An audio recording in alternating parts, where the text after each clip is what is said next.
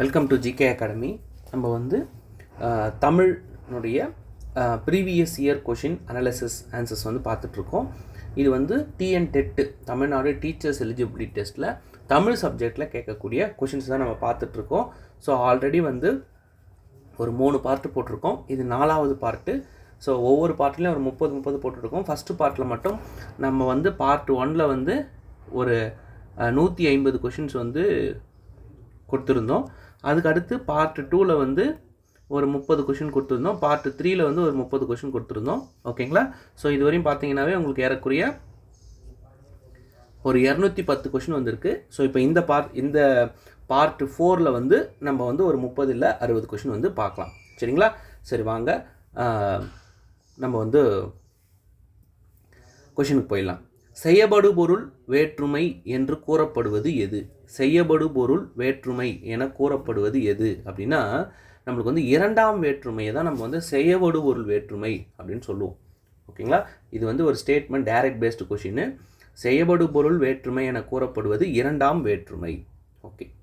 இளமின்னார் பொன்ரங்கில் நடிக்கும் முத்து ஏந்தி வாவி தரகம் வெடிக்கும் இப்பாடலில் பாடலடி பயின்று வரும் இலக்கியம் எதுன்னு கேட்டிருக்காங்க.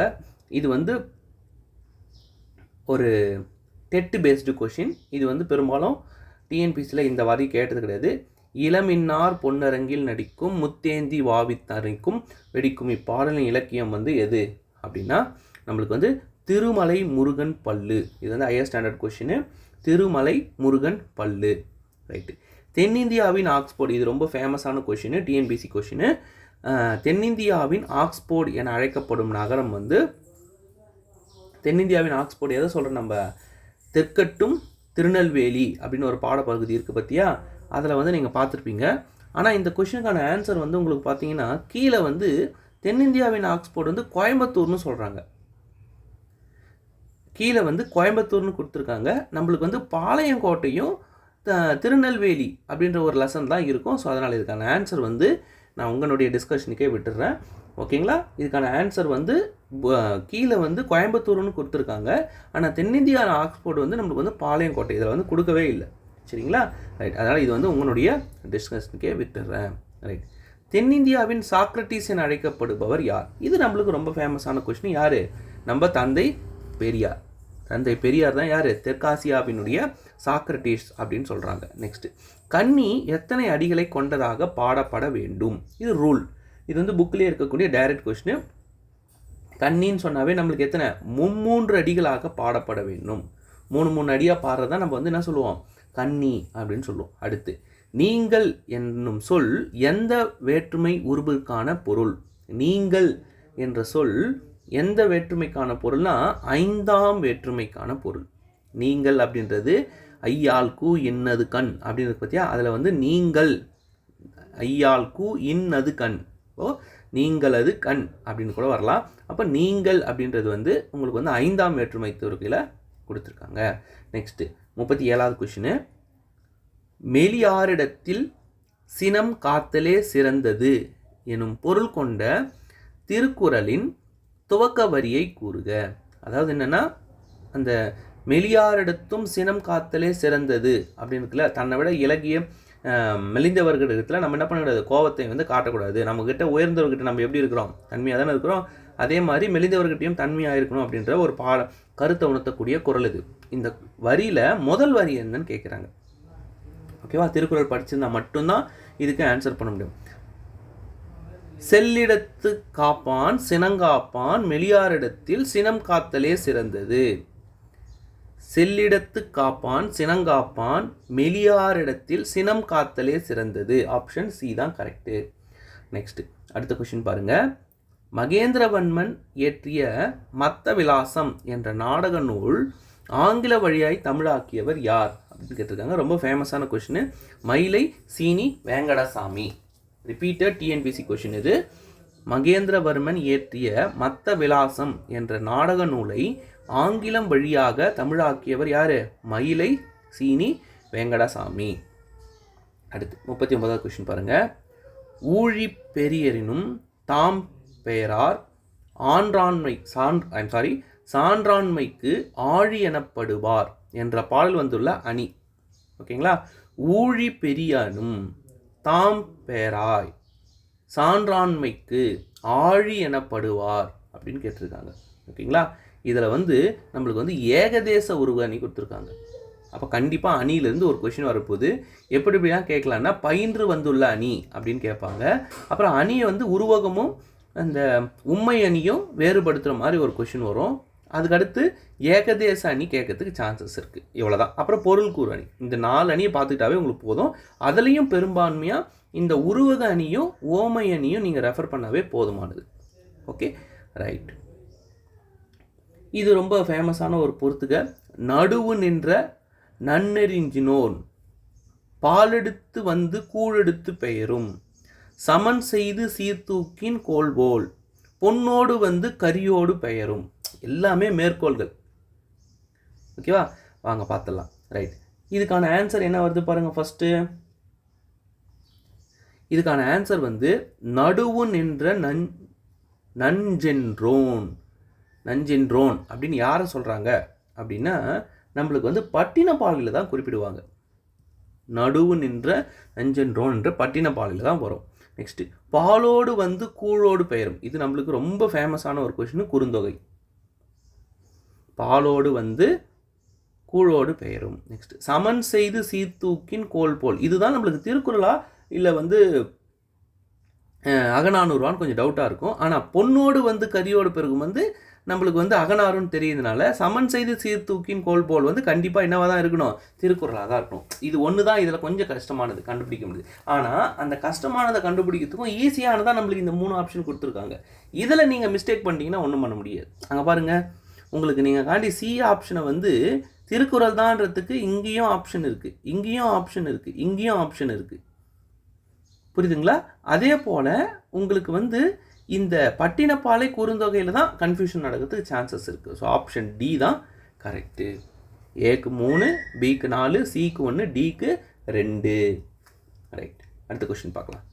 பாருங்கள். கடல் ஓடா கால்வல் நெடுந்தேர் கடல் ஓடும் நாவாயும் ஓடா நிலத்து. இந்த ஓடா நிலத்துன்னு வந்தாவே முடிஞ்சு போச்சு. பயின்று வந்துள்ள அணி என்னன்னு கேட்டிருக்காங்க. என்னது பயின்று வந்த பிரிது மொழிதல் அணி. ரொம்ப பெரிய புக்கில் இருக்கக்கூடிய வெரி டைரக்ட் கொஷின். பிரிது மொழிது அணி. மேல்வாயினை நாக்கின் நுனி வருடுவதால் பிறக்கும். இது வந்து எழுத்து பிறக்கும்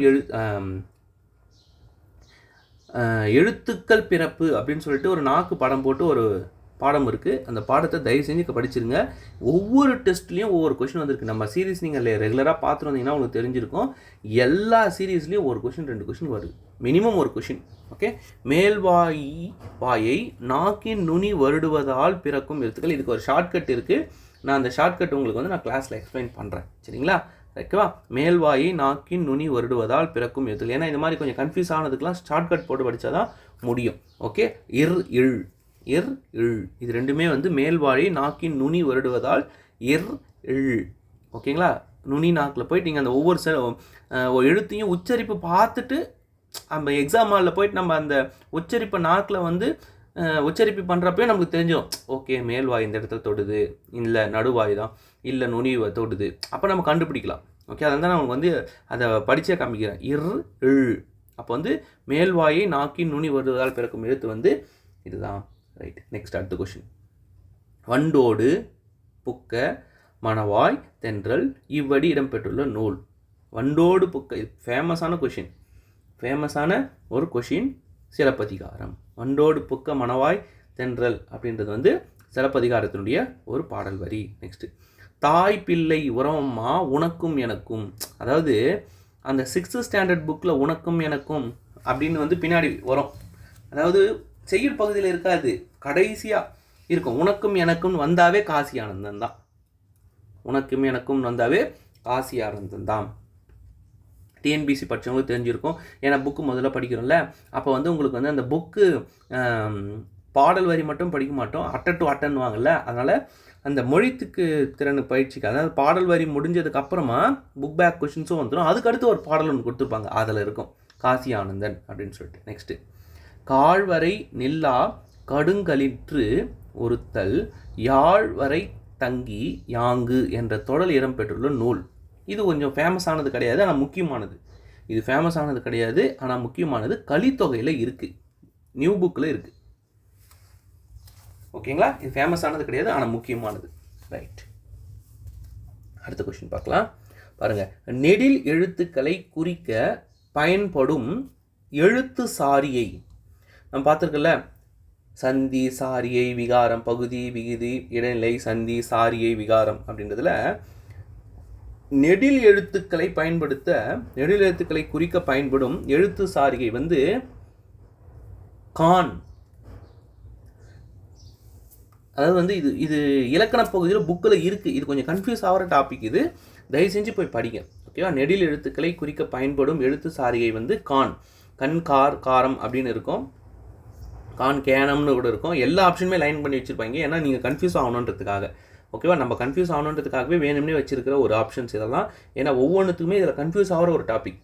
ஓகே, கொஞ்சம் தயவு செஞ்சு போய் படிங்க, ரொம்ப முக்கியமானது இது. நெக்ஸ்ட்டு, உழைச்செல்வான் என வள்ளுவர் யாரை குறிப்பிடுகிறார்? இந்த மாதிரி கேள்வி தான்ப்பா கேட்குறாங்க. இதுதான் நம்ம உங்களுக்கு வந்து திருக்குறள் வந்து என்ன பண்ணலான்னு இருக்கோம் அப்படின்னா, கம்ப்ளீட்டாக அந்த 25 அதிகாரமும் உங்களுக்கு சொல்லி கொடுத்து ஒவ்வொரு அதிகாரத்துலேயும் என்னென்ன கேள்விகள் கேட்பாங்க அப்படின்றதையே நம்ம இந்த மாதிரி தொகுத்து கொடுக்கலான்னு இருக்கோம். சாரி, வரும் காலங்களில் உங்களுக்கு அந்த மாதிரி வந்து கிடைக்கும். சரிங்களா? கொஷின் வந்து திருக்குறள் வந்து தொகுத்து வச்சாச்சு, 25 அதிகாரமும். அதில் 2 அதிகாரம் இப்போ நோட்ஸும் எடுத்து வச்சாச்சு. உங்களுக்கு நான் வீடியோ எடுத்து அப்லோடு பண்ணணும், நான் அப்லோடு பண்ணி தரேன். சரியா? உழைச்செல்வான் என வள்ளுவர் யாரை குறிப்பிடுகிறார்? ஓகேவா? யாரை சொல்கிறாரு உழைச்செல்வான்னு சொல்லிட்டு? மருத்துவ உதவியாளர். உழைச்செல்வான் என வள்ளுவர் யாரை குறிப்பிடுகிறார்? மருத்துவ உதவியாளரை குறிப்பிடுகிறார். நெக்ஸ்ட், மறைந்து போன மருங்காப்பட்டினம் என்ற கட்டுரையின் ஆசிரியர். இது கொஞ்சம் ஹையர் ஸ்டாண்டர்ட் கொஷின். மறந்து போன மருங்காப்பட்டினம் என்ற கட்டுரையின் ஆசிரியர் யார் அப்படின்னு கேள்வி கேட்டிருக்காங்க. இதுக்கான ஆன்சர் வந்து மயிலை சீனி வெங்கடசாமி. மயிலை சீனி வெங்கடசாமிலேருந்து டெட்டில் அதிகமாக கேட்குறாங்கப்பா. இவரை பற்றி பெரும்பாலும் டிஎன்பிசியில் கேட்குறதில்ல, டெட்டில் அதிகமாக இவருடைய ஃபோக்கஸ் வருது. அது ஏன்னு தெரியல. இவரை பற்றியான கேள்விகள் ரொம்ப அதிகமாக கேட்குறாங்க. எனக்கு தெரிஞ்சு இந்த செட்டிலே 2வது கொஸ்டின் நினைக்கிறேன். மயிலை சீனி வெங்கடசாமி தான் மறந்து போன மருங்காப்பட்டினம் அப்படின்ற கட்டுரையினுடைய ஆசிரியர். நீங்கள் தனியாகவே மயிலை சீனிவாசன் ஒரு பேஜ் கிரியேட் பண்ணி, அதாவது ஒரு A4 ஷீட் எடுத்து உங்கள் நோட்ஸ் வச்சுருப்பீங்களா, அதான் பேஜ் கிரியேட் பண்ணுறதுன்னு சொல்லுது. ஒரு நோட் புக்கில் தனி ஒரு பேஜ் எடுத்து நம்ம எப்படி பாரதியார் பாரதிதாசனை வேறுபடுத்தி படிக்கிறோமோ, கவிமணி பட்டுக்கோட்டை வேறுபடுத்தி படிக்கிறோமோ, அதே மாதிரி வந்து மு மேத்தா, அப்புறமா வந்து புதுக்கவிஞர் தாராபாரதி, இவங்கெல்லாம் வேறுபடுத்தி எப்படி நம்ம படிக்கிறோமோ அதே மாதிரி நீங்கள் என்ன பண்ணணும், இங்கே மயிலை சீனிவாசனுக்கும் டெட்டு படிக்கிறவங்க வேறுபடுத்தி படிங்க. பட் இது ஒரு அடிஷ்னல் இன்ஃபர்மேஷன். டிஎன்பிசி படிக்கிறவங்களும் படிங்க, கேட்கறதுக்கு வாய்ப்பு இருக்குது. ஏன்னா டெட்டில் கேட்குறாங்க, டிஎன்பிசியில் இது வரைக்கும் கேட்கறது இல்லை, பெரும்பான்மையாக கேட்கறதுக்கு வாய்ப்பு இருக்குது. ரைட், மயிலை சீனிவாசன் தான் மறைந்து போன மருங்காப்பட்டினம் என்ற கட்டுரையினுடைய ஆசிரியர். நெக்ஸ்ட் இப்போ தான் பாரதிதாசன் சொல்லி முடிச்சு நெக்ஸ்ட் வந்துட்டார். பாரதிதாசன் கவிதை நூல் இருக்கிறதா? இது வந்து வினா கேள்வியா? I'm sorry. பாரதிதாசன் கவிதை நூல் இருக்கிறதா? ஒரு எக்ஸைட்மெண்ட்டில் பாரதிதாசன் பார்த்தோன்னே ஞாபகம் வந்துருச்சு. பாரதிதாசன் கவிதை நூல் இருக்கிறதா என்ற கடைக்காரரிடம் வினவுதல். நம்ம கேட்குறோம், எதுக்காக கேட்குறோம்? பயந்தா கேட்குறோம்? தெரிஞ்சுக்கிறதுக்காக கேட்குறோம்? இல்லை ஏவல் கேட்குறோமா? ரொம்ப கொஷின் ஈஸியாக இருக்குது. கொழல் வினா வாங்கிக்கிறதுக்காக தான் கேட்குறோம். ஆனால் பாரதிதாசன் கவிதை நூல் புக் இருக்கானா அப்படின்னு கேட்குறோம். என்ன சொல்லுவார் அவர்? இருக்குப்பா, இல்லைப்பான்னு ஏதாவது சொல்லுவார். அப்போ நம்ம எதுக்காக கேட்குறோம்? வாங்கிறதுக்கு தான் கேட்குறோம். உனக்கு தெரியுமா, உன் கடையில் இருக்குதான்னு பார்த்துட்டு போகலான்னு வந்தேன். அப்படிலாம் இல்லை, எனக்கு வேணும் அந்த புக்கு உங்ககிட்ட இருக்குதா, பாரதிதாசன் கவிதை நூல் இருக்கின்றதா என்ற கேள்விக்கு கடைக்காரரிடம் வினாவுதல் வந்து என்னது? கொழல் வினா. அப்படின்னா வாங்கி கொள்ளுதல். நீங்கள் தனியாக இதை வந்து நீங்கள் தமிழாக்கம் போட்டு நீங்கள் இதுவே தமிழ்தாசன்றீங்களா, அப்போ நம்ம தமிழ்னு ஒன்று இருக்கு இல்லையா, அதில் எழுதி வச்சுக்கோங்க. கொழல் வினானா வாங்குவதற்காக கேட்கப்படும் கேள்வி. அறியா வினானா தெரியல, உங்ககிட்ட இருந்து அந்த ஆன்சர் தெரிஞ்சுக்கலாம். அப்பா இப்போ ஒரு 12:30 மணிக்கு பஸ் இருக்குதா அப்படின்னு கேட்குறது, எனக்கு தெரியல. 12:30 மணிக்கு பஸ் இருக்குதான்னு எனக்கு தெரியல, நான் கேட்டு கற்றுக்கிறேன். அப்போ அறியாவினா. அறிவினானா எனக்கு தெரியும், உனக்கு தெரியுதான்னு செக் பண்ணுறது. ஐயா வேணான்னா பயந்துக்குனே கேட்குறது.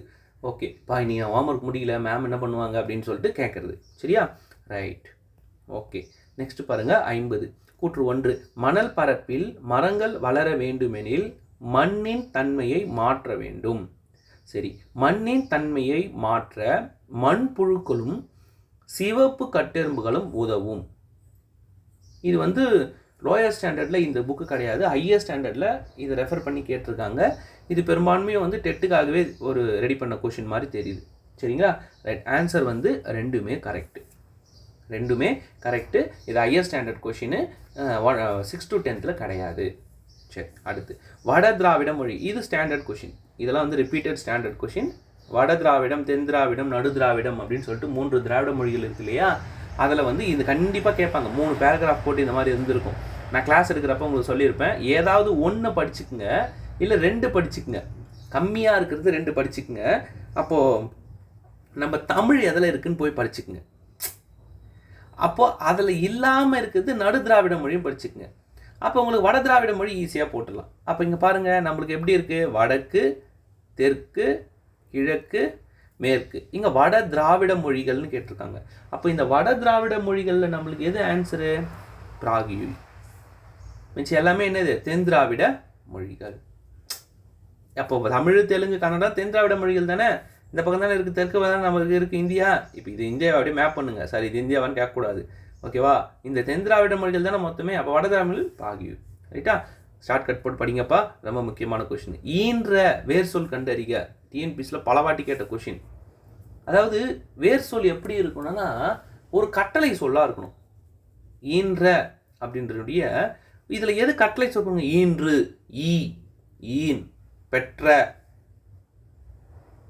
சார் சம்பந்தமே இல்லாமல் இங்கே வந்து ஒரு பெற்றன்னு கொடுத்துக்கிறாங்களா? அதை நம்ம கன்ஃபியூஸ் பண்ணோம். ஏன்னா நம்ம கொஞ்சம் அதிபுத்திசாலியாக யோசிப்போம். ஈன்றன்னா பெற்றன்னு ஒரு பொருள் இருக்கு இல்லையா சார்?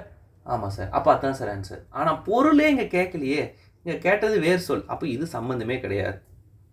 அப்போ ஈ, ஈன்று, ஈ, ஈன், ஈன்று, அதுதான் ஏதோ ஒரு ஆன்சராக இருப்பது. ஈன்று அப்படின்னா ஒரு முற்று பெறும் சொல். அப்போ அது கிடையாது. ஈ பொருளே இல்லை. ஈன்னா என்ன? ஈன்னா பொருள் உண்டு. அப்போ அதுதான் கட்டளை சொல், அதுதான் அதனுடைய வேர் சொல். புரியுதுங்களா? எப்படி நான் ஃபில்டர் பண்ணுறேன் பாருங்கள் ஆன்சர்ஸை. Okay, right. கொஷின் நான் கொஞ்சம் வேகமாக சொல்லிட்டு போகிற மாதிரி இருந்தால் திருப்பியும் மறுபடியும் ஒரு கொஷினை 2 வாட்டி 3 வாட்டி இந்த வீடியோவை ரிப்பீட்டடாக பாருங்கள். அப்போது ஒரு கொஷின் எடுக்கிறதுனுடைய மீனிங்கை நம்ம தெரிஞ்சுக்கலாம். ரெண்டாவது, ஒவ்வொரு கொஷினையும் ஒரு மாதிரி அனலைசிஸ் பண்ணணும், ஒரு கொஷினும் ஒரு மாதிரி அப்ரோச் பண்ணணும். அப்போது தெரிந்த கேள்வியை தான் சார் கொஞ்சம் கஷ்டமாக கேட்டிருப்பாங்க. ஒரு தெரியாத கேள்வியை நம்மளுக்கு ஆல்ரெடி தெரிஞ்சு வச்சிருக்கிற இன்ஃபர்மேஷனை வச்சு எப்படி ஆன்சர் பண்ணுறது, இதெல்லாம் நான் உங்களுக்கு சொல்லியிருப்பேன். பொறுமையாக பாருங்கள். ரைட். உள்ளறக்க உள்ளம் டேஷ் கொல்லற்க அல்லற்கண் ஆற்றுபார் நட்பு அப்படின்னு சொல்லியிருக்காங்க. இப்படின்னா இதில் என்ன சார் சொல்ல வராங்க அப்படின்னா, அந்த டேஷில் என்ன வரும்னு கேட்குறாங்க. என்ன வரும் நம்மளுக்கு? சிறுகுவ கொல்லற்க நட்பு. சிறுகுவ கொல்லற்க அல்லற்கண் ஆற்றுப்பார் நட்பு. நட்பு பற்றின ஒரு திருக்குறள். ரைட். வசன நடை கைவந்த வள்ளலார். இது இப்படி கேட்பாங்கப்பா. இது யாரை சொன்னாங்க? அதுக்கு தகுதியானவர் யார்? ரொம்ப முக்கியமான கொஷின், அடிக்கடி கேட்கக்கூடிய ஒரு கொஷின். 54 ஏறு ஆறுமுக நாவலர் தான் யார்? வசன நடை கைவந்த வள்ளலார் என புகழப்படுபவர். அந்த புகழுக்குரியவர் வந்து ஆறுமுக நாவலர். அந்த வசன நடை கைவந்த வள்ளலார்னு யார் ஆறுமுக நாவலரை சொன்னது அப்படின்னு கேட்பாங்க. அதுவும் ஆப்ஷனில் இருக்க ஆன்சரு, பார்த்து கமெண்டில் போடுங்க. ஓகே. தமிழகத்தின் வேர்ட்ஸ்வர்த் என புகழப்படுபவர் யார்? தமிழகத்தின் வேர்ட்ஸ்வர்த் என புகழப்படுபவர் யார்? அரங்கசாமி என்கின்ற Ethirasalu. Book question, direct book question. Okay. Arangasamy என்கின்ற எத்திராசலு தான் யார்? தமிழகத்தினுடைய வேர்ட்ஸ்வர்த் அப்படின்னு சொல்கிறாங்க. அடுத்து, தமிழ் மொழியை பண்பாட்டின் நீட்சி என்று புகழ்ந்து கூறியவர் யார்? இதுவும் ஃபேமஸான ஒரு கொஷின்.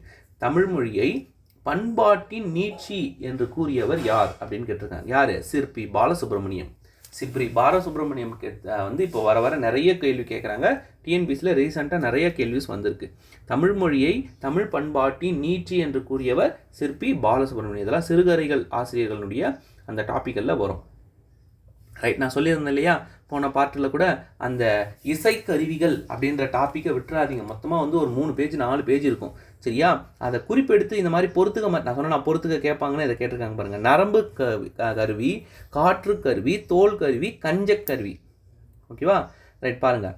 நரம்பு கருவி யாழ் வச்சு தானே நரம்பு வந்து மீட்ட முடியும். அப்போ அது வந்து நம்பர் 1. ஓகே, இது ரொம்ப எளிமையாக கேட்டிருக்காங்க இந்த கொஷின். ஆனால் படித்தவங்களுக்கு இது எளிமை. சார் இது என்னன்னே தெரியலையா சார், நான் அப்படியே சும்மா தான் வந்தேன் அப்படின்னா முடியாது.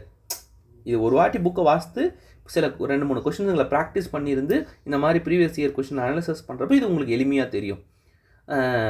இது இந்த மாதிரி பண்ணாதவங்களுக்கு இது கஷ்டமாக தான் தெரியும். ஓகே, ஒரு கேள்வி கஷ்டம் ஈஸின்றது நம்ம படிச்சிருக்கோம் இல்லைன்றது தானே தவிர கேட்கும் விதத்தில் அல்ல. ஆனால் சில உண்டு, ஒரு 100 கொஷின் கேட்குறாங்கன்னா ஒரு 10 கொஷின் தெரிஞ்ச கொஷின் வேணும்னே தப்பு பண்ணணுன்றதுக்காகவே ஆப்ஷனை டிஃபிகல்ட்டி பண்ணுவாங்க. அப்படி கூட கேட்குறது உண்டு. அதுலேயும் நம்ம கரெக்டாக பண்ணணும். சரி, விஷயத்துக்கு வந்துடும். சரி, இப்போ நம்ம வந்து நரம்பு கருவிகள் வந்து என்ன சொல்லியிருக்கோம்? யாழ். ஓகே, நெக்ஸ்ட்டு காற்று கருவிகள் வந்து என்ன சார் இருக்குது அப்படின்னா, காற்று வச்சு நம்ம எதை பண்ணுவோம்? சங்கு. காற்று வச்சு சங்கு வந்து என்ன பண்ணுவோம்? காற்று மூலிமா தானே ஊதுவோம். ரைட், 2. அடுத்து தோல் கழுவி. தோல் வந்து நம்மளுக்கு எது? இந்த குடமுழான்னு இருக்கும், அதாவது ஒரு சட்டி மாதிரி வச்சு மேலே வச்சு அதுக்கு மேலே வந்து என்ன பண்ணுவாங்க? தோல் வச்சு கட்டி அதை வந்து இசைப்பாங்க. அப்புறம் வந்து சேக்கண்டி, கஞ்சக்கருவி. ஜால்ராக்கு பக்கத்துலேயே இருக்கும். இது யூனிவர்சல் டிவைஸ் ஒன்று இருக்குல்ல, ஜால்ரா அப்படி இருக்கும்ல. அப்புறம் வந்து அப்படி இருக்கும்ல, சிங் சாக் அப்படி அடிப்பாங்களே, அந்த மாதிரி அது பக்கத்துலேயே இந்த டயக்ராம் இருக்கும். நீங்கள் எந்த அளவுக்கு படிச்சிருந்தால் தான் இந்த மாதிரி சொல்ல முடியும். புக்கில் இந்த இடத்துல இருக்குது அப்படின்ட்டுலாம் சொல்ல முடியாது. நீங்கள் இந்த கேள்வி பார்க்குறப்ப அந்த புத்தகம் ஞாபகம் வரணும், அந்த டயக்ராம்லாம் ஞாபகம் வரணும். இந்த லாஸ்ட்டில் மூலையில் 3வது லைனில் இருக்கும் பார், அதை சொல்லணும். ஓகே, அதுதானே கான்சன்ட்ரேஷனு. சார் நான் அப்போனா மனப்பாடம் பண்ண சொல்கிறீங்களா சார்? மனப்பாடம் பண்ணுறதுன்றது ஆமாம், வேறு என்ன? இப்போ தோல் கருவின்னு சொல்லியிருக்கேன். இப்போ புக்கில் இந்த இடத்துல இருக்குன்றது நான் ஒரு 100 வாட்டி 10 வாட்டி பார்த்ததுனால தானே எனக்கு வந்து அது வந்து மனப்பாடம் ஆகுது. உட்காந்து ஓ காட் பீப்புள்னு படிக்கிறது கிடையாது. புக்கை எடுத்து வச்சுட்டு ஓகே இது வந்திருக்கு, இதை இப்படி மாற்றி கூட கேட்கலாம், இந்த மாதிரி பொருதுகளை கேட்கலாம், இது ஸ்டேட்மெண்ட் பேஸ்டில் கேட்கலாம், இது சரியாக தவறால் கேட்கலாம், இது கூற்று காரணமில் கேட்கலாம், இது வந்து ஃபேக்ட் பேஸ்டு கொஷினு அப்படியே கேட்பாங்க. இந்த மாதிரி படிக்க தெரியணும். சரியா? அதுக்கு தான் நான் இதெல்லாம் பார்க்க சொல்கிறது. Right, okay. அப்போ ஆப்ஷன் வந்து சி. 1க்கு 3, 2க்கு 1, 3க்கு 4, 4க்கு 2. ரைட், அடுத்த கொஷின் போலாமா? ரைட், பாருங்கள். இளமை விருந்து என்ற நூலின் ஆசிரியர். பாருங்கள், இந்த சிறுகதைகள் தொடர்பான கேள்விகள் மட்டும் எவ்வளோ வந்திருக்கு. இது சிறுகதை கிடையாது. ஆக்சுவலாக இளமை விருந்து அப்படின்றது வந்து யாருனுடைய நூல்னு கேட்டிருக்காங்க? திருவிக்கா தான். திருவிக்காதனுடைய நூல் தான். திருவி கல்யாண சுந்தரனாருடைய ஒரு நூல் தான் இது, இளமை விருந்து. ரைட், மைத் என்ற சொல் கலை சொல்னுடைய இது, அதாவது மைத்துனா நுண்கலைகள்னு சொல்லுவாங்க. மைத்துனா நுண்கலைகள். இது டைரெக்டாக புக் பேக்கில் இருக்கக்கூடிய ஒரு கொஷின். மைத் என்பது ஒரு கலைச்சொல். நெக்ஸ்ட்டு, மருந்தே ஆயினும் விருந்தோடு உண் எனும் கூறு நூல் எது? கொன்றை வேந்தன். ஔவையார் சொன்னது கொன்றை வேந்தன். மருந்தே ஆயினும் விருந்தோடு உண் என்று கூணும் நூல் வந்து கொன்றை வேந்தன். ரொம்ப முக்கியமான ஒரு ப்ரீவியஸ் இயர் கொஷின். ஓகேங்களா? ஸோ இப்போ நம்ம ஒரு 30 கொஷின் பார்த்துருக்கோம். இப்போ அடுத்த ஒரு 30 கொஷினை இதோட சேர்த்து பார்த்துடலாம். ஓகே, ஸோ வாங்க அடுத்த ஒரு 30 கொஷின் வந்து பார்க்கலாம். கீழ்கண்டவற்றுள் ஒற்றுப்பிழை உள்ள சொல்லை கண்டுபிடி. தாய் தமிழ் இத்து வந்திருக்கு. இது பிழையா இல்லையான்னு இப்போ நம்ம கண்டுபிடிக்கணும். அதான் இப்போ நம்ம வேலை. ஓகேங்களா?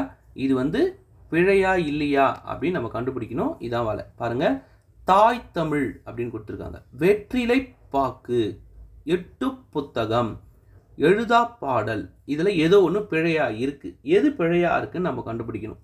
தாய் தமிழ் வரும், கரெக்டு. வெற்றிலை பாக்கு வராது. 8 புத்தகம் வரும், எழுதா பாடல் வரும். வெற்றிலை பாக்கு தான் இங்கே தவறானது. ஒற்று பிழை உள்ள சொல்லை கண்டுபிடி. இதில் தான் ஒற்று, அந்த ஒற்றுல வந்து பிழை இருக்கிறது வெற்றிலை. ஆக்சுவலாக இங்கே வரக்கூடாது. சரியா? நெக்ஸ்ட்டு அடுத்து பாருங்கள், நம்மளுக்கு என்ன சொல்லியிருக்காங்க? சொல்லின் இடையிலும் இறுதியிலும் வராதது எது? முன்னாடி இடையில் வருது எதுன்னு கேட்டிருந்தாங்க. இப்போ சொல்லின் இடையிலும் இறுதியிலும் வராது எதுன்னு கேட்டிருக்காங்க. ஸோ அப்போ அவங்க டாபிக் ஏரியான்றதை ஃபிக்ஸ் பண்ணிட்டாங்க. மொழி முதல் எழுத்துக்கள், மொழி இடையில் எழுத்துக்கள், மொழியில் இறுதி வரும் எழுத்துக்கள்ன்றது டாபிக் ஃபிக்ஸ்டு. இதில் வந்து கேள்வி வரப்போகுது. சரிங்களா? ஆனால் இதில் எந்தெந்த மாதிரி கேள்வி வருவாங்கன்றதை நம்ம சீரியஸாக தொகுத்து உங்களுக்கு வந்து கொடுத்துட்ருக்கோம். வாங்க பார்க்கலாம். சொல்லின் இடையில் பார்த்தோம். இங்கே இடையிலும் இறுதியிலும் வராத எழுத்து. முன்னாடி வந்து இறுதியில் வரும் எழுத்துன்னு கேட்டாங்க. இடையில் வரும் எழுத்து. வாங்க பார்த்துக்கலாம். 32 பாருங்கள். சொல்லின் இடையிலும் இறுதியிலும் வராத எழுத்து எது அப்படின்னா ஔகாரம். ஔகாரம் வந்து இடையிலும் இறுதியிலும் வராது. இதே கொஸ்டின் வந்து முதலில் மட்டுமே வரும்னு ஒன்று கேட்டிருந்தாங்க. பார்க்காதவங்க ப்ரீவியஸ் வீடியோவில் இருக்குது, போய் பாருங்கள். நெக்ஸ்ட்டு, பெருமைக்கும் ஏனை சிறுமைக்கும் தத்தம் கருமமே கட்டணைக்கள். அருமையான ஒரு திருக்குறள் இது. ஓகேவா? பெருமைக்கும் ஏனை சிறுமைக்கும் தத்தம் கருமமே கட்டணைக்கள். இக்குறட்பாவில் வந்துள்ள அணி என்னது? ஏகதேச உருவணி. ஏகதேச உருவகணி ரொம்ப ஃபேமஸான ஒரு கொஷின், ரொம்ப எல்லாருக்கும் பிடிச்ச ஒரு திருக்குறள். ரைட். டேஷ் கைய கொடுங்கோர் கோவலர் பின்னின்று உயர்தன இன்னே வருகுவர் தாயார் என்போல் என்று நற்சொல் கேட்டதாக தலைவியிடம் கூறியவர் யார்? அதாவது அந்த முது பெண்டீர் அப்படிதான் இதுக்கான ஆன்சர். இது ஒரு ஹையர் ஸ்டாண்டர்ட் கொஷின், டிஎன்பிஎஸ்சியில் கேட்டது கிடையாது, டெட்டுக்காகவே ரெடி பண்ணியிருக்காங்க. Okay, right. அடுத்து, சொல்லுக்கு தலை கொடுத்தவர் யார்? இது வந்து இந்த கரையேழு வள்ளல்கள் பற்றின ஒரு குறிப்பில் வந்து கொடுத்துருப்பாங்க. பாரி, ஓரி, காரி அப்படின்னு லைனாக இருக்கும் பார்த்தியா? பேகன், குமணன், அதியமான் எல்லாம் இருப்பாங்க. இதில் வந்து சொல்லுக்காக ஒரு புலவர்கிட்ட கொடுக்கறதுக்கு எதுவுமே இல்லாதனால என்ன பண்ணுறது, தன் தலையே வந்து கொடுக்க சொல்லியிருந்தவர் யார்? அது குமணன். குமணன் தான் யார்? சொல்லுக்காக தலை கொடுத்தவர். நீ உடனே பேகன் மயிலுக்காக கொடுத்தவர். பாரி யார்? காரி யார்? ஓரி யார்? அவ்வைக்கு நெல்லிக்கனி கொடுத்தது அதியமான் யார் அப்படின்னு ஒன்றா நீட்டாக எழுதி வச்சுக்கோங்க, ஒரு சின்ன ஸ்னாப் மாதிரி. அப்போ இதுலேருந்து கொஷின் ஏரியா வரப்போகுது. ரைட். அடுத்து, புறந்திணைகளில் மண்ணாசை காரணமாக மண்ணை கைப்பற்ற கருதி சூடும் பூவை கண்டறிக. புறந்திணைகள் இருக்கு இல்லையா, அதில் வந்து மண்ணாசை காரணமாக மண்ணை கைப்பற்ற கருதி பூவை சூடும். அதாவது எந்த பூவை சூடிட்டு உங்களுக்கு வந்து மண்ணை வந்து கைப்பற்றுவாங்க அப்படின்னு கேட்டிருக்காங்க. வஞ்சிப்பூ. இதுக்கான ஆன்சர் வந்து வஞ்சிப்பூ. டைரெக்டாக இருக்குது. அதாவது ஃபேக்ட் இது. கொஷினை கொஞ்சம் கஷ்டமாக கேட்டிருக்காங்க, அவ்வளோதான் ஃபேக்ட்டு. அதாவது வந்து புறத்திணைகளில் வந்து அந்த மண்ணை கைப்பற்றும் போது சூடும் பூ எது அப்படின்னு கேட்டிருந்தாங்கன்னா ஈஸியாக நீங்கள் வஞ்சிப்பூன்னு போட்டுருவீங்க. கொஷினில் கொஞ்சம் என்ன பண்ணிட்டாங்க, டஃப் வச்சுட்டாங்க. ரைட். அடுத்து பாருங்கள், மண்டல மதியமன்ன மாசரு முகத்தினால் என்ற வரி வெளிப்படுத்தும் மெய்ப்பாடு எது அப்படின்னு கேட்டிருக்காங்க. இதில் வந்து உங்களுக்கு தெரியும், ஒரு உவகையை தான் வந்து என்ன பண்ணுவாங்க, இந்த பாடலில் வந்து வெளிப்படுத்துவாங்க. இது ஒரு ஹையர் ஸ்டாண்டர்ட் கொஷின். ரைட். மனோன்மணியத்தின் உள்ள கிளைக்கதை எது? மனோன்மணியத்தின் உள்ள கிளைக்கதை. இது ஒரு டைரக்டான கொஷின், ரொம்ப எளிமையான கொஷின், ரொம்ப டைரக்டான கொஷின் தான் இது. என்னது? கிளைக்கதை. சிவகாமியின் சரிதம். சிவகாமியினுடைய சரிதம் தான் மனோன்மணியத்தினுடைய கிளைக்கதை. ரைட். முழுக்க கவிதைகளையே கொண்ட இதழ் எது? முழுக்க கவிதைகளையே கொண்ட இதழ் எது அப்படின்னு கேட்டிருக்காங்க. ஆன்சர் வந்து காவியம். காவியம் தான் முழுக்க கவிதைகளையே கொண்ட இதழ் வந்து காவியம் அப்படின்னு கொடுத்துருக்காங்க. ரைட். அடுத்து பாருங்க, 40வது கொஸ்டின். தம்மை ஒத்த அலைநிலையத்தில் சிந்திப்பவர் என்று மேதகு அப்துல் கலாம் யாரை பாராட்டணும்? இது வந்து அந்த தம்மை ஒத்த அலைநிலையத்தில் சிந்திப்பவர் என்று நெல்லை சு முத்து அவர்களை தான் வந்து என்ன பண்ணுவார், நம்ம அப்துல் கலாம் வந்து சொல்லுவார். ஓகேவா? அதில் வந்து இந்த மயில்சாமி அண்ணாதுரை, அப்புறம் வந்து அந்த ஏரோஸ்பேஸில் ஒர்க் பண்ணவங்க எல்லாருமே வந்து இஸ்ரோவில் ஒர்க் பண்ணவங்க எல்லாமே கொடுத்துருப்பாங்க. அதில் வந்து நெல்லை சு முத்து தான் வந்து புக் பேக் கொஷின். இது டைரெக்டாக இருக்கக்கூடிய ஒரு புக் பேக் கொஷின். தம்மை ஒத்த அலைநிலையத்தில் சிந்திப்பவர் என்று மேதகு அப்துல் கலாம் குறிப்பவர் யார்? நெல்லை சு முத்து. நெக்ஸ்ட், உழவு உலகிற்கு அச்சாணி என்று கூறும் நூல் எது? ரொம்ப முக்கியமான கொஷின், அடிக்கடி வந்து டிஎன்பிஎஸ்சியில் கேட்ட கொஷின் இது. உழவு உலகிற்கு அச்சாணி என குறிப்பிடும் நூல் வந்து எது? திருக்குறள். திருக்குறள் தான் எது? உழவுக்கு அச்சாணி அப்படின்னு சொல்கிறத ஒரு குறிப்பிட்ட ஒரு நூல். அடுத்து, கையில் தனிச்சிலம்பும் கண்ணீரும் வையக்கோன் கண்டனவே தோற்றான் அக்காரிகை தன் செவ்வியில் ஊண்டனவே தோற்றான் உயிர். இச்செயலில் வந்துள்ள அணி. இது எந்த இயலில் வந்திருக்குன்னு கேட்டிருந்தோம்னா நூலுன்னு நம்ம ஈஸியாக போட்டிருக்கோம். இதில் எதை வந்து பண்ணுறாங்க, எதை வந்து அணியில் வந்து இது படுத்துகிறாங்க அப்படின்னா தன்மை நவிர்ச்சீர் அணி. தன்மை நவிர்ச்சீர் அணி இந்த மாதிரி ஸ்பெஷலாக ஒன்று கொடுப்பாங்க.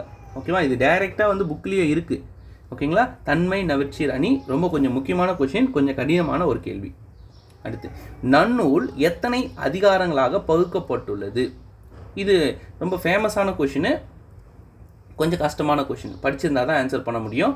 நன்னூல் எத்தனை அதிகாரங்களாக பகுக்கப்பட்டுள்ளது அப்படின்னு கொடுத்துருக்காங்க. 2 அதிகாரங்களாக பகுக்கப்பட்டுள்ளது. நன்னூல் வந்து 2 அதிகாரங்களாக பகுக்கப்பட்டுள்ளது அப்படின்னு கொடுத்துருக்காங்க. ரைட். அடுத்து வாழ்க்கையை நடத்துவதற்கு பொருள்கள் பல வேண்டும். அரிசி, காய், கனி முதலியவை வேண்டும். உடை, வீடு முதலியவை வேண்டும். காசும் காகித நோட்டும் வேண்டும். இன்னும் பல வேண்டும். இவற்றை ஆளும் அறிவும் வேண்டும் என்றும் கூறிய தமிழறிஞர். ரொம்ப சிம்பிளான கொஷினு, ஆனால் ஆன்சர் பண்ணுறது ரொம்ப கஷ்டம். படிக்காமல் ஆன்சர் பண்ண முடியாது. ஓகேவா? என்ன சொல்ல வராங்கன்னா, சார் இந்த ஒரு ஸ்டேட்மெண்ட் மாதிரி இருக்கும், இந்த உரைநடை பகுதியில் இதை கொடுத்துருப்பாங்க. மூவாவினுடைய கதைப்பகுதி அப்படின்னு ஒன்று உண்டு. அதாவது கதைப்பகுதின்னு சொல்லிட்டு டிஎன்பிசியில் தனியாக டாபிக் இருக்கு இல்லையா, அதில் இந்த மூவாவினுடைய தம்பிக்கு எழுதிய கடிதம்னு ஒன்று கொடுத்துருப்பாரு. அதில் வந்து மூவா வந்து இதை சொல்லியிருப்பார். ஓகேங்களா? இது வந்து ரொம்ப முக்கியமான ஒரு கொஷின். ரைட். நகையும் உவகையும் கொல்லும் டேஷ் பகையும் உளவோ பிற. நகையும் உவகையும் கொல்லும் டேஷ் பகையும் உளவோ பிற அப்படின்னு சொல்லியிருக்காங்க. இதுக்கான ஆன்சர் வந்து சினத்தின் பகையும் அப்படின்ட்டு தான் இதுக்கான ஆன்சர். குணத்தின், பணத்தின், நலத்தின் எதுவுமே வராது. பணத்தின் கண்டிப்பாக உங்களுக்கு வராது, தெரியும். நலத்தின் தெரியும். குணத்தின் டவுட் இருக்கும், கிடையாது. சினத்தின் தான் ஆன்சர். Okay, right. அடுத்த கொஷின். மின்னணு வாக்கு எந்திரம் உருவாக்கும் பணியில் முக்கிய பங்கு ஆற்றியவர் யார்? அதாவது இது கொஞ்சம் ஜிகே மாதிரியும் இருக்கும். இது வந்து தமிழில் எங்கே இருக்குது அப்படின்னா ஹையர் ஸ்டாண்டர்டில் தான் இருக்குது, லோயர் ஸ்டாண்டர்டில் கிடையாது. மின்னணு வாக்கு எந்திரம் உருவாக்கும் பணியில் முக்கிய பங்கு ஆற்றியவர் வந்து ரங்கராசன். யார் இதில் வந்து நம்மளுக்கு இருந்தவர்? யார்? ரங்கராசன். அவர் தான் வந்து முக்கிய பணியாற்றினார். ரைட்டு. நம்மளுக்கு உடனே ஃபேமஸாக இருக்கிறவர் யாருன்னு பார்த்தா அப்துல் கலாம். அவர் தான் 7 வச்சுருக்காங்க பாருங்கள். ரைட்டா? ஆனால் அவர் ஆன்சர் கிடையாது. அளபெடையில் மட்டும் உயிரெழுத்துக்கள் சொல்லின் இடையில், இப்போ தானே இதிலேயே பார்த்தோம், இடையில் வரும், இறுதியில் வரும், இடையில் மட்டும் வரும், முதலில் வராது, இறுதியில் வராதுன்னு தெரியுமா? அதை டேபிள் போட்டு மனப்பாடம் பண்ணுங்கள் தயவு செஞ்சு. ரொம்ப முக்கியமான கொஷின் ஏரியா. அளவெடையில் மட்டும் உயிரெழுத்துக்கள் சொல்லின் இடையில் வரும். உயிரெழுத்துக்கள் சொல்லின் முதலிலும் இறுதியிலும் வரும் அப்படின்னு கொடுத்துருக்காங்க. இது வந்து உங்களுக்கு கூற்று 1 தான் சரி. கூற்று 1 வந்து இதில் சரி, கூற்று 2 வந்து தப்பு. பார்த்தோன்னே நம்மளுக்கே தெரியும், உயிரெழுத்துக்கள் சொல்லின் முதலிலும் இறுதியிலும் வரும் சொல்லியிருக்காங்க, கிடையாது. ரைட். அடுத்து, சென்னை உயர்நீதிமன்றம் எந்த கட்டடக்கலை பாணியை பின்பற்றியது? அதாவது கட்டடக்கலை அப்படின்னு சொல்லிட்டு நம்மளுக்கு டிஎன்பிசியில் ஒரு டாபிக் இருக்கு இல்லையா, அதை ஃபோக்கஸ் பண்ணி எடுத்திருக்காங்க. அதாவது டிஎன்பிசிக்கு நீங்கள் படித்தா டெட்டு பாஸ் பண்ணலாங்க. ஓகேவா? டெட்டுக்குன்னு படித்தா டிஎன்பிசி பாஸ் பண்ணலாமான்னா கொஞ்சம் டவுட்டு தான். ஏன்னா டெட்டுக்கு நீங்கள் நிறைய படிப்பீங்க, டிஎன்பிசிக்கு அப்படி கிடையாது. நேரோவாக படித்தா போதும். வைடாக படிக்கணும். டெட்டுக்கு வைடாக படிக்கணும், டிஎன்பிசிக்கு நேரோவாக படிக்கணும். இதுவரையும் இருக்கக்கூடிய ஒரு அனாலிசிஸ் இது. இனி வரும் காலங்களில் இந்த அகாடமிக் இயரில் எப்படினாலும் மாற்றலாம். 2024-25 வரக்கூடிய தேர்வுகளில் உங்களுக்கு எப்படினாலும் மாற்றி கேட்கலாம். அதே மாதிரி வைடு கூட போகலாம். ஆனால் பெரும்பாலும் டிஎன்பிசி பொறுத்தவரையிலே சிலபஸ் வைஸாக போகிறது பெஸ்ட்டு. டெட்டுக்கு சிலபஸ் வைஸை முடிச்சுட்டு இயல் வைஸ் போகிறது பெஸ்ட். ஓகேங்களா? Okay, right. 48வது கேள்வி. சென்னை உயர்நீதிமன்றத்தின் கட்டடக்கலை, அதான் சொல்ல வந்தேன். கட்டடக்கலை சம்மந்தமாக நம்மளுக்கு வந்து ஒரு கொஷின் இருக்குது. இது வந்து இந்தோ சாரசனிக் கட்டடக்கலையை சார்ந்தது. இந்தோ சாரசனிக் கட்டடக்கலையை சார்ந்தது. புக்கில் டைரெக்டாக கொடுத்துருக்காங்க. ஓகே. பெண்களை கேலி செய்த இளைஞரை ஊரே இழந்தது. இது என்ன ஆகுபெயர்னு கேட்குறாங்க. இது வந்து என்ன கொஷின்? இது வந்து ஆகுபெயர் கொஷின். இந்த ஆகுபெயரில் வந்து என்னென்ன ஆகுபெயர் இருக்குது? பண்பாகுபெயர், இடவாகுபெயர், காலவாகுபெயர், தொழிலாகுபெயர்னு இருக்குது. இதில் வந்து யாரை குறிப்பிடுறாங்க ஆக்சுவலாக? அதாவது ஊர்னா அது வந்து ஒரு இடம்.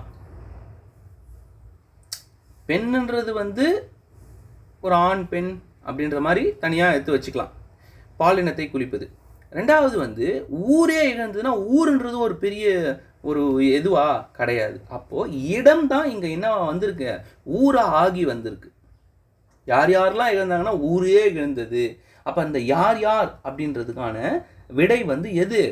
இடம். அப்போ இடவாகு பெயர். இப்படி தான் நீங்கள் கொஷினை பிடிக்கணும். அவங்க ஆகு பெயர்னு கேட்டிருக்காங்க, இதில் கொஞ்சம் டஃப் ஆகுது இல்லையா? அப்போ நம்மளுக்கு தெரியும். ஏன்னா புக்கு படிச்சிருந்தீங்கன்னா டஃப் கிடையாது. நீங்கள் புரிஞ்சுக்கிட்டு ஆன்சர் போடுறப்போ நிறைய டெஸ்ட் ப்ராக்டிஸ் போட்டிங்கன்னா இதெல்லாம் பல வாட்டி கேட்ட கேள்விகள். ஓகேவா? பெண்களை கேலி செய்து அறிஞர் ஊரே எழுதுனா ஊருனாவே இடம் அப்படின்ட்டு. அதுக்கு மேலே அதுக்கு என்கொயரி தேவையில்லை. பட் இதை நம்ம வந்து படிக்கிறப்போ ஃப்ரெஷராக படிக்கிறவங்களுக்கு தான் நான் இவ்வளோ இன்புட் கொடுத்தேன். ஆல்ரெடி தெரிஞ்சவங்களுக்கு இதெல்லாம் தேவையே கிடையாது. நீங்கள் டக்குன்னு ஆன்சர் பண்ணிடுவீங்க. ரைட். 9ஆம் திருமுறையாக போற்றப்படுவது எது? 9ஆம் திருமுறையாக போற்றப்படுவது எது அப்படின்னு கேட்டிருக்காங்க. எங்க திருவிசைப்பா தான் வந்து நம்மளுக்கு 9ஆம் திருமுறை. திருவிசைப்பா தான் நம்மளுக்கு 9ஆம் திருமுறை தெரிஞ்சது.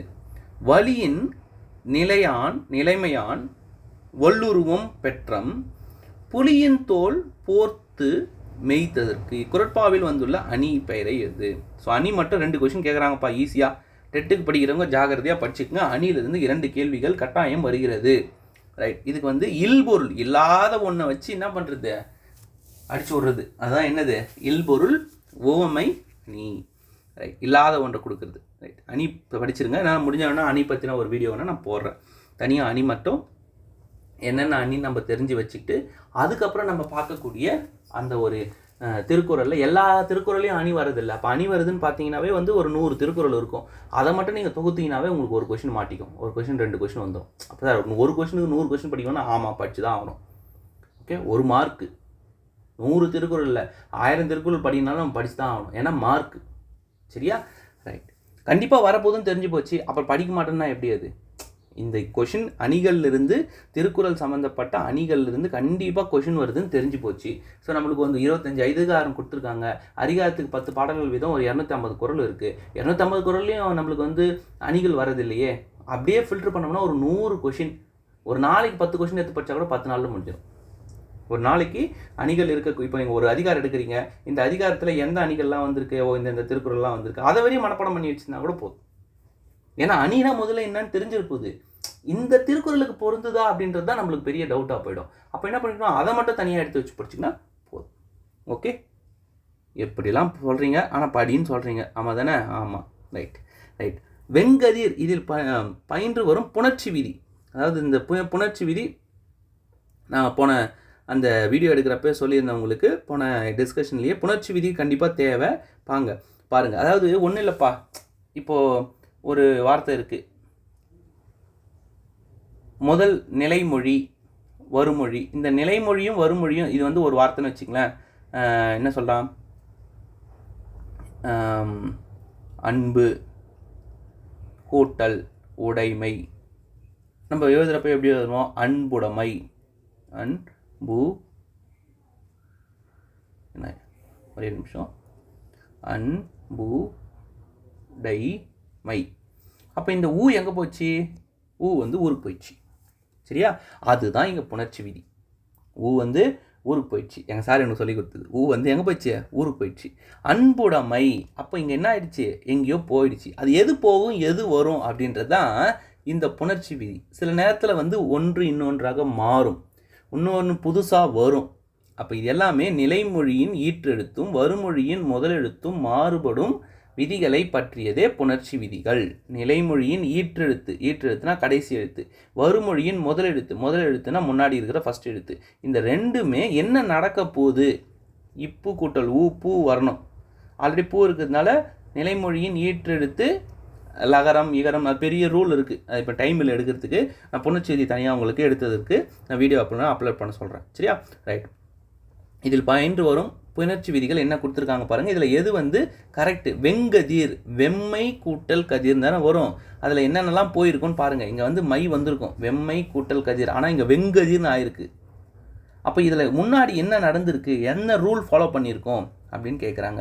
அப்போ அந்த ரூல் எது? ஈறுபோதல் முன்னின்ற மெய் திரிதல்.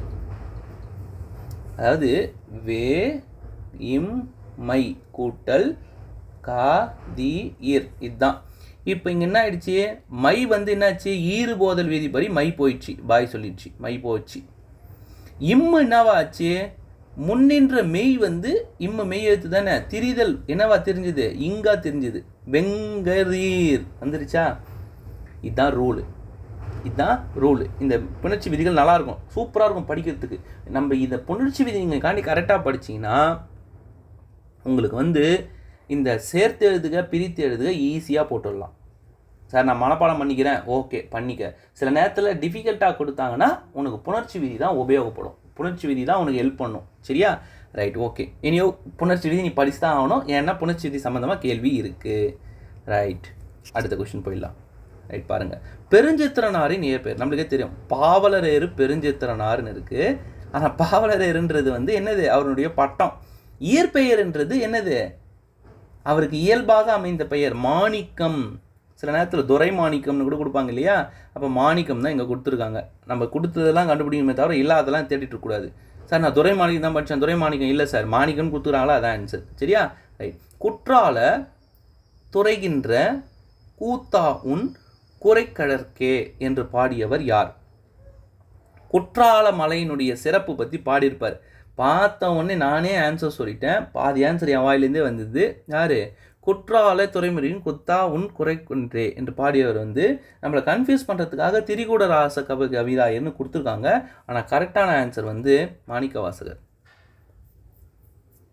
நம்மளுக்கு வந்து இந்த திரிகூட ராச கவிராயனோட வரும் குற்றால மலையினுடைய சிறப்பு பண்ணுறது சொல்லுவார். அதுலேயே தான் அழகிய சொக்கநாதர் பற்றியும் சொல்லுவார். திருஞான சம்பந்தர் நம்மளுக்கு கன்ஃபியூஸ் பண்ணியதுக்காக டம்மி ஆன்சர். ஓகே, இன்னொரு வாட்டி கூட இந்த கொஷின் நல்லா ரெஃபர் பண்ணுங்கள், ரொம்ப முக்கியமான கொஷின், ரொம்ப பேர் தப்பு பண்ணக்கூடிய ஒரு கேள்வி, பார்த்துக்குங்க. ரைட். ஒற்றை வைக்கோல் புரட்சி என்னும் நூலை அறிஞர் மசாபு புக்கோகா எழுதி வெளியிடப்பட்ட ஆண்டு. இது ரொம்ப டிஃபிகல்ட்டான கொஷின், ஹையர் ஸ்டாண்டர்ட் கொஷின், இதுக்கு ஆன்சர் பண்ணுறது கஷ்டம். பட் எனியோ நம்ம மனப்பாடம் பண்ணி வச்சுக்கணும்னா போட்டுடலாம். ஹையர் ஸ்டாண்டர்டில் இருக்குது இதுக்கான ஆன்சர் வந்து சி 1978. 1978. இது கொஞ்சம் கடினமான கேள்வி. ரைட், அடுத்து பாருங்கள், பொறுத்துக. இது கொஞ்சம் ஈஸி. அங்கே ஓடுவது எது? பேராசிரியர் வந்தார், 10 தேங்காய், நாம் முயற்சி செய்வோம். இங்கே என்ன? ஆகு பெயர் என்னென்னவா? அங்கே ஓடுவது எது? எதை காமிப்போம்? எதுன்னு கேட்டிருக்கோம். அப்போ மேபி வந்து இடம், எண்ணு. அப்போ பாருங்கள், 10 தேங்காய், அப்போ எண் தொடர்புடையது. அப்போ இது 3வது வரத்துக்கு சான்ஸ் இருக்குது. அப்போ பாருங்கள், 3வதுக்கு 2, அப்போ இதுதான் ஆன்சர் வரத்துக்கு சான்ஸ் இருக்குது. பட் இனியும் நம்ம அதை வச்சு ஃபைனலைஸ் பண்ணிட முடியாது. நம்ம என்ன பண்ணணும், பாக்கி இருக்கிறதையும் 2, 3 கண்டுபிடிக்கணும். பட் இனியோ தெரிஞ்சிருச்சு, இருந்தாலும் செக் பண்ணிக்கா.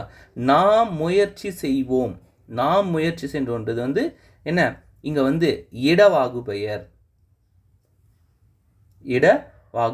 பெயர்.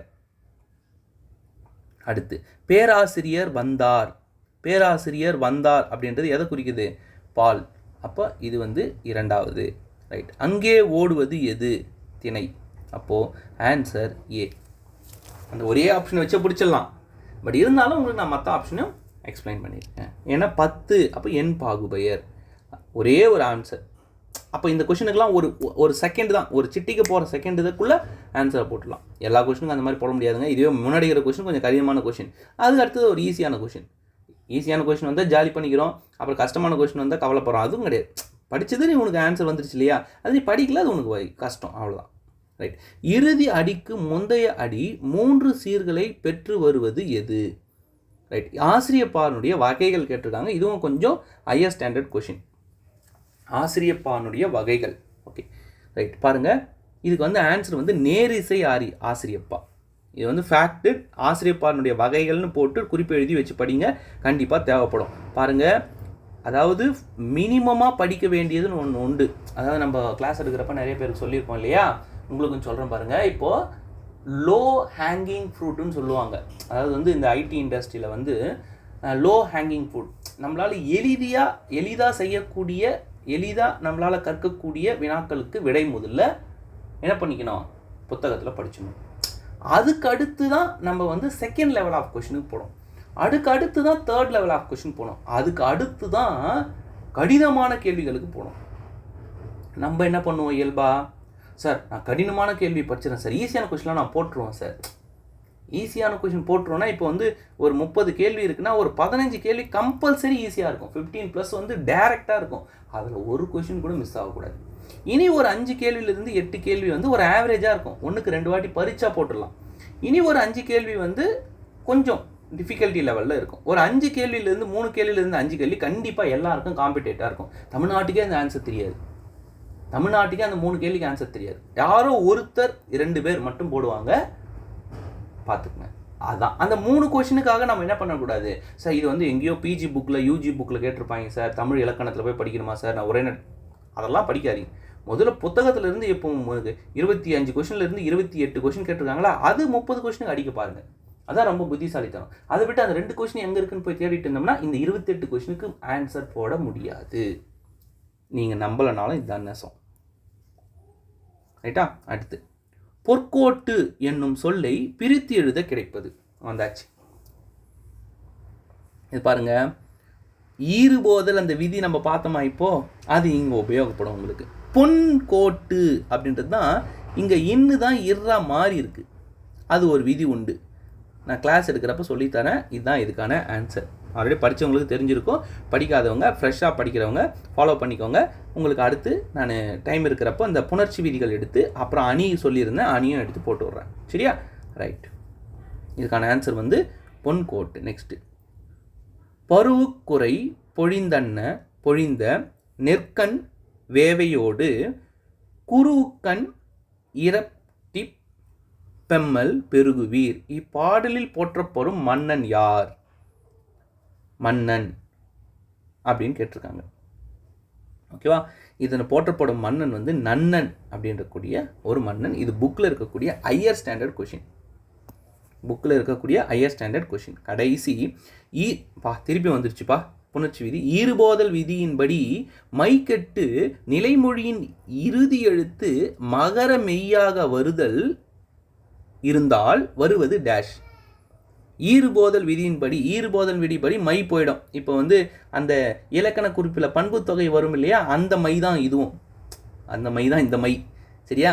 ரைட். அப்போ அந்த மைக்கெட்டுனா வெளியே போயிட்டு நிலைமொழியின் ஈற்று மகர எழுத்து மான்னு சொல்கிறது தான் இங்கே மகர எழுத்து. மகர மெய்னா இம்மு இம்மாக இருந்தால் வருவது என்னது அப்படின்னு கேட்டிருக்காங்க. என்னது? தன்னொரு இரட்டல்.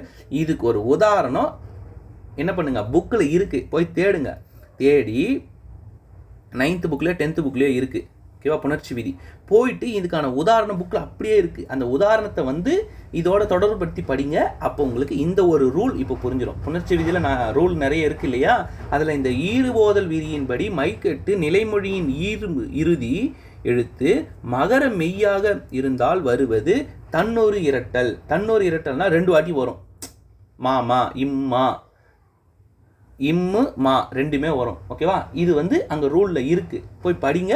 இதுக்கான ஒரு உதாரணமும் கொடுத்துருப்பாங்க. நான் அதனால தான் உதாரணம் சொல்லலை. இதுவே நான் சொல்ல மாட்டேன். நான் சொன்னதை மறந்துடுங்க. சரியா? நான் இதுவே வந்து என்ன சொல்ல மாட்டேன். இதுதான் ஆன்சர். ஓகே?